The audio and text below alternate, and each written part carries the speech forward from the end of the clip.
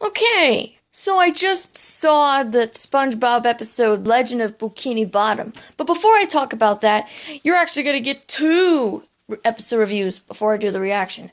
You're going to get 2 times the Halloween power. First off, we are going to review the Teen Titans Go talent show. Ooh! But it not sound kind of scary, but it's being Teen Titans Go, it's everyone's horror. Now, this episode starts off with Bertarang introducing the Titans' talent. Like, there are a lot of people there, and I was starting to enjoy it. That's until they start bragging about being on the Justice League, and they have to throw in Wonder Woman, Superman, Aquaman, and Batman into it because, whack, they're Justice League. And, the first talent was Robin. He was going to do a motorcycle stunt, but then it backfired terribly. I kind of felt bad for Robin, seeing that Batman was just ignoring him. I mean, I know Batman doesn't like Robin, but he should have showed some compassion. He used to be the sidekick. But seeing that you have to have that stupid 4X's thing, he gets eliminated. Same goes for Starfire, who has these kittens doing talent, but yet it backfires. I really love Cyborg in his song. I know it's devoted to, Wonder Woman, but he has an amazing voice. I mean, this guy is amazing. I mean, he has this really talented singing voice, and the montage that's going on, it really speaks for itself. And then you got Raven, who apparently her father doesn't want her to dance because demons don't dance. But she's willing to show off her amazing dancing talent. And also there's another thing with Robin trying to show another magic trick because he was trying to be a magician, but he gets eliminated again. And there's this running gag where Bertarang shows this cry cam where the Titans cry whenever they lose, that being Starfire and Robin. He has, the most hilarious moments. But what pisses me off about Robin in this episode, he makes up these fake backstories. As we all know, he was the sidekick to Batman. But he gives us this, he was born on a farm and then he lost the farm, or he was at a circus, on a tightrope, or he was referencing the Christmas Carol, being it kind of gets annoying, but nothing compares to his talent, which is using his ventriloquist dummy, Tiny Robin, which actually gets him the 4 check marks. He actually was accepted into the finals, just like Cyborg and Raven. But then you got Beast Boy, who turns into this freaking cow and just starts to shake his udders and milk at the judges. Gross. I know Beast Boy has the power to turn into every animal, but why did he choose a cow? And then the time came for who was the winner. Big surprise, it was the ventriloquist dummy Robin. He joined the Justice League. Okay, so that was a cop-out, but it was actually an interesting twist. I mean, Robin was literally, he was literally losing it. He had this big breakdown, and then it showed a montage of the dummy Robin doing stuff. And may I admit, there was also, at the end of the episode, that there's this voting thing, and for people to vote on which Titan was their favorite, and turns out Cyborg won.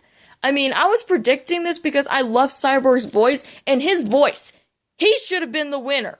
He should have been the winner. He should have been with the Justice League, not Robin Dummy. Now with that out of the way, let's talk about SpongeBob Legend of Bookini Bottom. It's a stop-motion episode. It starts off with the people of Bikini Bottom, going trick-or-treating and doing all this stuff, and then Patrick is dressed as a knight, SpongeBob's a flower. He's like, "Oh, I'm a lovely flower, woo!"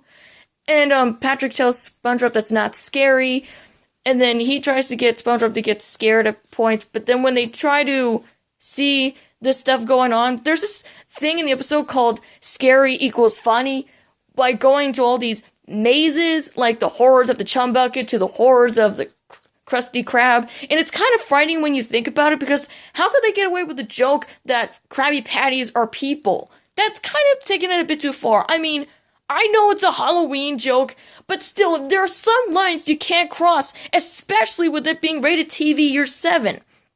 Okay, it's Halloween. But still, like I said, you can't, it's like setting a bad example, like Krabby Patties are made out of fish, which is what the fish eat, Krabby Patties. One thing I want to point out with this episode is the animation is just completely gorgeous. It's stop motion, and there are some points where there's actually using puppets and 2D animation. And what I'm saying is, with the Flying Dutchman, where he gets SpongeBob to try to get scared, but just fails, and he gets all the ghosts, like, he turns his friends into ghosts, and then uses them as an attraction.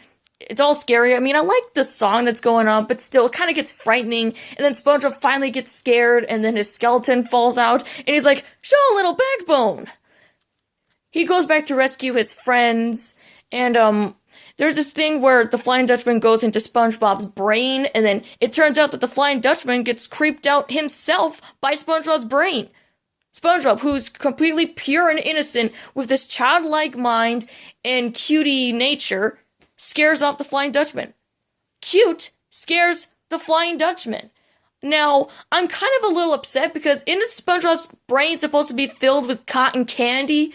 I know that's sponge out of water, but still, I mean, they're kittens, and there's this thing where the baby SpongeBob is hugging the Flying Dutchman, but still, I know it's a little hit and miss with it, but still, I just don't understand continuity issues with SpongeBob. Okay, somebody dresses up as Mermaid Man or Barnacle Boy, okay, but still, Steven Hillenburg was the producer on this, and he just recently worked on the SpongeBob movie Sponge Out of Water. But enough of that. The episode ends with everyone returning back to Bikini Bottom, and then Plankton gets eaten by these kids because they thought he was a piece of candy, and then it says Happy Halloween. Now, these two episodes are amazing. I love them. They're great. I might have a little mixed feelings when it comes to the Teen Titans Go talent show. I know it has a name, but no one's going to call it that. They're just going to call it the Teen Titans talent show. And may I admit, they say this was a new episode. They played this on Monday. They already showed the winners. And they played again on Friday. Now, does that seem familiar? So wait, you get the excuse for playing it on a Monday even though it already... okay, time out. You get the excuse to play it on Friday even though you aired it on Monday? It's regular show the movie all over again. And because of Cartoon Network's crappy commercials going on from the Ben 10 to the Teen Titans Go, all this stuff, like, we've seen it already. Like, how could Cartoon Network just purposely do this? They already aired the episode once. You can't call it a new episode when you already aired it on Monday. I saw the episode. I saw it. And the OKKO Captain Planet crossover. But you just can't do that. That is poor advertising, and that's going to kill off your fan base. Especially with it being Teen Titans Go. And there's going to be a Teen Titans Go award show next Friday. And there's also going to be an OKKO Awards. Man, what is it with these award shows? It's like, okay, is Teen Titans Go pissed off that they didn't win the Emmy Adventure Time won it? And they're just going to go with what Uncle Grandpa did with the Uncle Grandpa Awards, where all the awards go to Uncle Grandpa, or Kids' Choice Awards where SpongeBob wins every award except for Avatar in 2007. What is the deal? It's like maybe Teen Titans Go knows that's declining in quality. Maybe it knows that they need the audience. Maybe it knows that they want to win an Emmy. If they want to win an Emmy, put more effort into what you do. Be like Season 1. Be like The Night Begins to Shine. Be like Waffles, Opposite, Robin Backwards, The Real Robin, 40%, 20%, Strips and Prime Rib, just, Staff Meeting. Any of those episodes, any of those would get you Emmys. But when you get episodes like Halloween versus Christmas, or that St. Patrick's Day episode, or their Saving Time episode, or that one where Robin's hand falls off and then apparently becomes like a hero or something, that won't get you Emmys. It will get you nowhere. For people to understand the hate, it's not...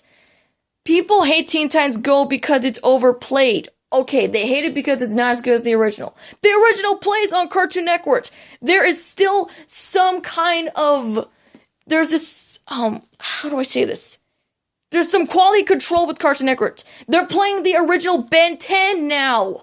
They have the Ben 10 reboots, they have the original Ben 10. They have Teen Titans Go, they're playing the original Teen Titans.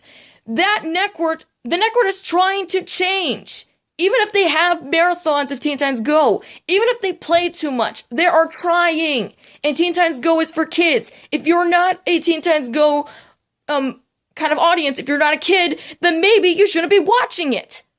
I watch it because I think it's decent. I think there's still a chance for this show to redeem itself. But for people hating on it or saying that it's their number one favorite show, like what Cartoon Network said before, don't do that. Just, this review has gone long enough. Just decide.